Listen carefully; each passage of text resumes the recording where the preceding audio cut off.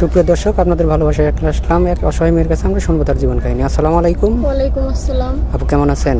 আলহামদুলিল্লাহ ভালো, আপনারা সবাই ভালো আছেন? আলহামদুলিল্লাহ, আল্লাহ রাখছে ভালো। আপু আপনার নামটা কি? মুসলমান মোমেনা খাতুন, হোম ডিস্ট্রিক্ট?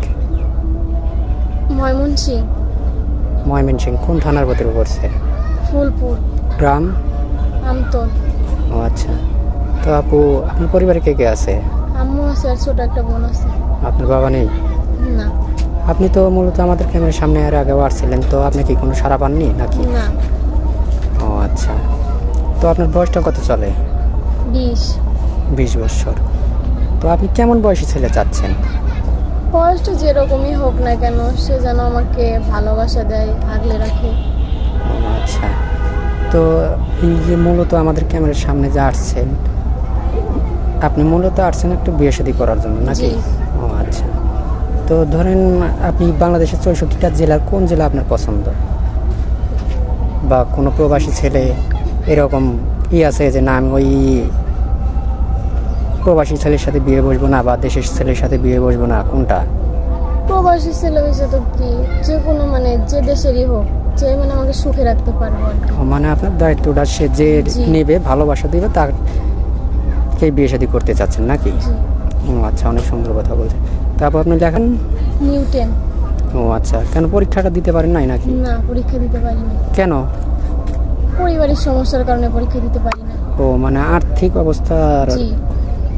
খারাপ ছিল, এই বিদায় দিতে পারেন নাই নাকি? ও আচ্ছা।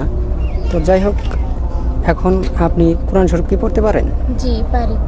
অনেক প্রবাসী ভাই আমাদেরকে লগ দিয়ে থাকে, অনেক প্রবাসী ভাই বলে যে ভাই আপনাদের চ্যানেল থেকে সুন্দর একটা মেয়ে দেন। তো যদি কোনো প্রবাসী ভাইয়ের বয়স বেশি হয়ে গেছে, তাহলে কি আপনার কোনো আপত্তি আছে? না, আপত্তি নাই। ও আচ্ছা। দেখেন ভাই, আসলে মেয়েটা কিন্তু অত্যন্ত সুন্দর, কিন্তু কপাল খারাপ যে কোন মুহূর্তে দাঁড়ালে একটা মিডিয়ার সামনে মানুষ দাঁড়ায়। তো যাই হোক আপু, আপনার মূলত যে এখানে আসছেন, এটা আপনি আম্মু কি করে? আপনাদের পরিবারটা কিভাবে চলতেছে তাহলে? আমার আম্মু মানুষের বাড়িতে কাজ করে। আপনি কি করেন? আমি আমাদের পাশের বাসায় সেলাই মেশিনের কাজ করি। ও সেলাই মেশিনের কাজ করেন না? ও আচ্ছা। তো আপনার কি ফোন আছে? না, আমার কোনো ফোন নাই। বলেন কি, এই যুগে ফোন নাই? এ তো বিশ্বাস করতে চায় না। বিশ্বাস না করলে তো কিছু করার নাই, কারণ এটাই সত্য, আমাদের কোনো ফোন নাই। ও আচ্ছা। তো ভাই, মেয়েটার কোনো ফোন নাই।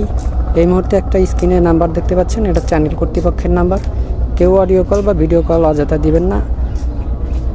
আগে মেয়েটার স্ক্রিনশট মেরে আমাদেরকে পাঠিয়ে দিবেন, তারপরে বিস্তারিত জানবেন। তো কারো জীবন কাহিনী 2-4 মিনিটে শেষ করা যায় না। ভালো থাকবেন, সুস্থ থাকবেন, এই বলে শেষ করছি। আল্লাহ হাফেজ।